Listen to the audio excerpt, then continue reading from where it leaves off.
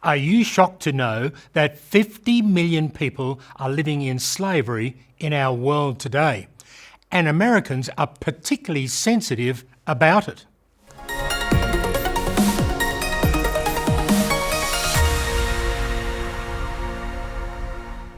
Hello, I'm David Gibbons. Thanks for joining me. Yes, nearly 1 in every 150 people globally is trapped in some form of slavery.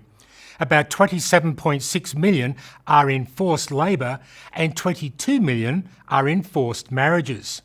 This month, many observed the International Day for the remembrance of the slave trade and its abolition.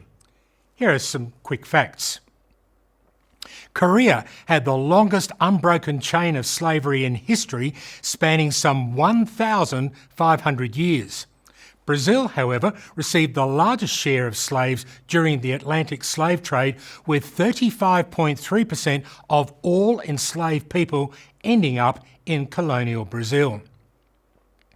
The British and Portuguese were responsible for nearly 70% of all transatlantic slave voyages, carrying 3/4 of those enslaved from Africa.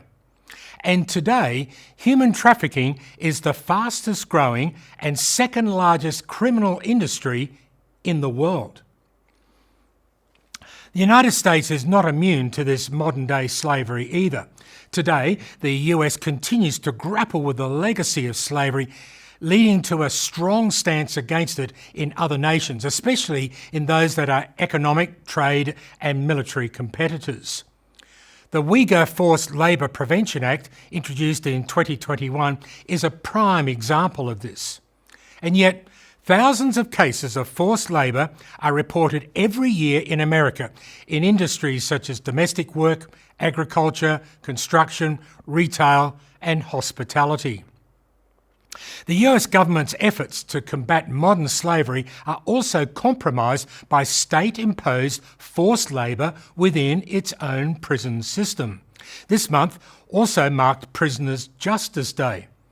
With the world's highest incarceration rate, that's some 531 prisoners per 100,000 people in 2023, the US faces significant concerns about state-imposed forced labour.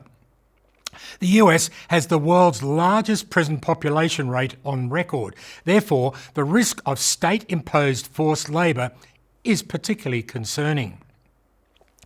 Many of the 1.8 million prisoners are employed by private companies through the Federal Prison Industry Enhancement Certification Program, earning between 3 cents and 97 cents per hour.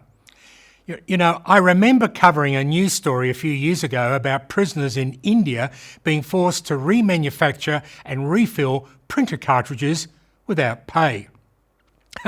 I guess they were helping to keep the government in the black, yes, pun intended.